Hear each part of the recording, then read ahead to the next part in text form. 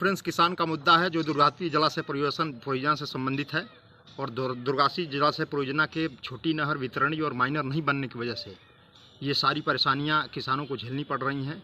परेशानी ये है कि आज भी जो 15 नवंबर से 15 दिसंबर तक सही कटाई धान की और बुआई का समय है उसको भी पार कर गया है। अभी तक किसानों की कटाई धान की नहीं हुई है और कटाई नहीं होने की वजह ये है कि वो आज भी उनका जो खेत है वो गीला है, वो खेत सूखा नहीं है, वो बुआई के हिसाब से खेत बना नहीं है। इसकी सबसे बड़ी वजह यह है कि 2014 में दुर्गावती जलाशय परियोजना का जीतनराम मांझी, तब उस समय के जो मुख्यमंत्री थे, उन्होंने उसका उद्घाटन किया और उस समय विजय चौधरी सिंचाई मंत्री थे। उन्होंने कहा था कि 6 महीने के अंदर हम वितरणी, माइनर्स और सारी जो सिस्टम है जलाशय से संबंधित वो सारी हम कर देंगे। लेकिन आज 8 साल बीत गए, आज तक न तो माइनर बने, न छोटी वितरणी बनी, न छोटी नहरें बनी, कोई काम नहीं हुआ है। और वहाँ से जब डैम से पानी छोड़ा जाता है तो वो खेत से ही होकर के किसानों के खेत में पानी आता है।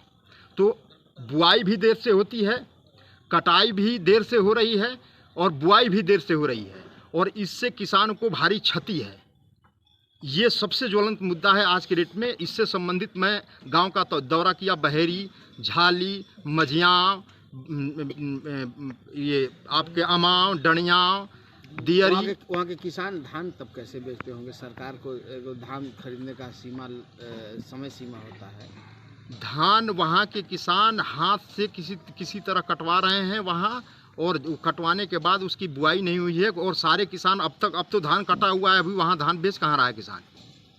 तो सरकार तो दावा कर देगी इतना धान खरीदा। सरकार कौन सी सरकार है जो दावा कर रही है?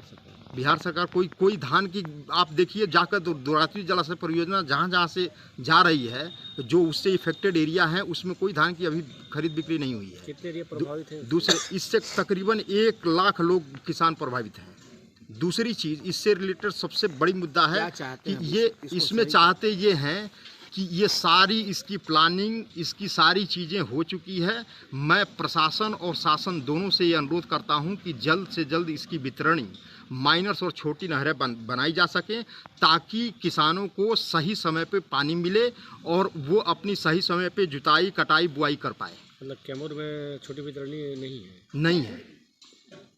दूसरी चीज़ इससे संबंधित है कि अगर किसान, अब ये उससे भी बड़े एरिया में है कि किसान अपना जहाँ फसल उसका तैयार हो गया है धान का, उसने कटाई कर ली है, वो फसल जब बेचने धान जा रहा है तो उसका न्यूनतम समर्थन मूल्य जो है 2183 रुपये प्रति क्विंटल है। लेकिन वो जो वहाँ के जो साहूकार हैं या जो सरकारी कृषि विभाग में या पैक्स के माध्यम से जो धान जा रही है, पैक्स उसको 2000 रुपये प्रति क्विंटल से खरीद रहा है और जो साहूकार हैं वो 1950 या 1900 रुपये प्रति क्विंटल के हिसाब से खरीद रहे हैं। तो वहाँ भी 250 रुपये से लेकर 350 रुपये का वहाँ भी किसानों को नुकसान हो रहा है। तो किसान को जब केंद्र सरकार ने न्यूनतम समर्थन मूल्य तय कर दिया है, उस न्यूनतम समर्थन मूल्य पे प्रशासन और शासन खरीद बिक्री क्यों नहीं कर रही? ये सबसे बड़ा प्रश्न है मेरा।